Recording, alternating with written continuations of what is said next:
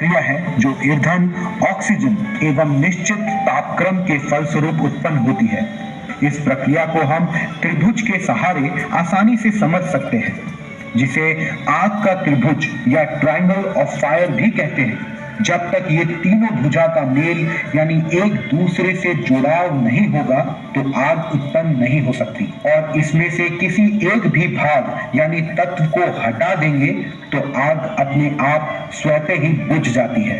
आग को अंग्रेजी में फायर कहते हैं, जिसे हम इस प्रकार भी समझ सकते हैं। F फाइंड खोजना, यानी आग किस जगह लगी है उस स्थान को खोजें। I इंफॉर्मेशन यानी सूचना, आग के बारे में संबंधित व्यक्ति को सूचित करें। R रिस्ट्रिक्ट यानी आग को आगे बढ़ने से रोकें। E एक्सटिंग्विश यानी जानकारी मिलते ही आग को काबू करें। दूसरे शब्दों में, आग के बारे में अगर सूचना मिलती है तो सबसे पहले पता करें कि आग लगी कहाँ है, फिर संबंधित व्यक्ति को सूचित करें एवं कोशिश कर आग को आगे बढ़ने से रोकें एवं बताए हुए तरीके से बुझाने का प्रयत्न करें। अब हम जानकारी लेते हैं आग के वर्गीकरण के बारे में। आग को मुख्यतः 4 भागों में बांटा गया है, जिसमें पहला है श्रेणी ए अर्थात साधारण आग, यानी कोयले, कागज एवं लकड़ी में लगने वाली आग। श्रेणी बी अर्थात तैलीय आग, यानी पेट्रोल, डीजल, केरोसिन जैसे द्रव्यों में लगने वाली आग। श्रेणी सी अर्थात गैसीय आग, यानी एलपीजी, सीएनजी, एथिलीन, मीथेन आदि। श्रेणी डी अर्थात धातुई आग, जैसे कोबाल्ट, मैग्नीशियम, जिंक इत्यादि में लगने वाली आग। ध्यान दें, बिजली से लगने वाली आग यानी शॉर्ट सर्किट या ट्रांसफार्मर में लगी आग अपवाद स्वरूप अलग श्रेणी में रखी जाती है। इसके बारे में हम अगले एपिसोड में विस्तार से चर्चा करेंगे।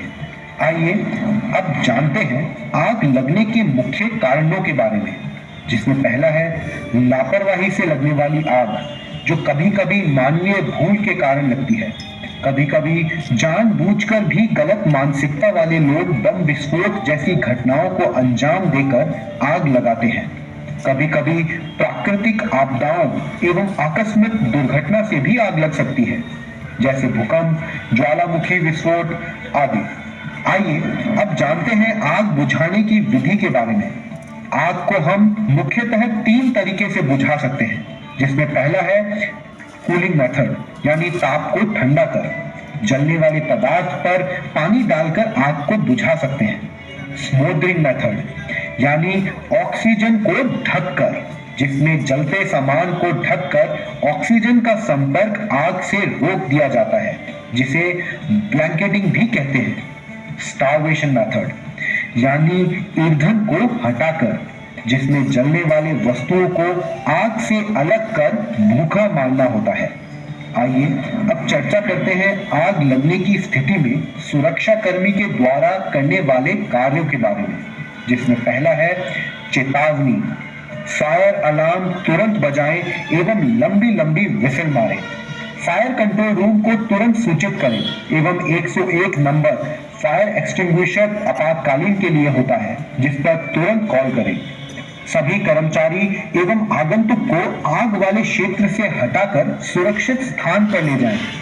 फायर ब्रिगेड टीम को आग बुझाने में मदद करें। कंपनी के कीमती सामान की सुरक्षा करें। आग के आसपास से ज्वलनशील वस्तुओं को हटा दें। प्लांट के अंदर फायर से संबंधित उपकरणों की जानकारी अवश्य रखें एवं समय समय पर जांच करते रहें।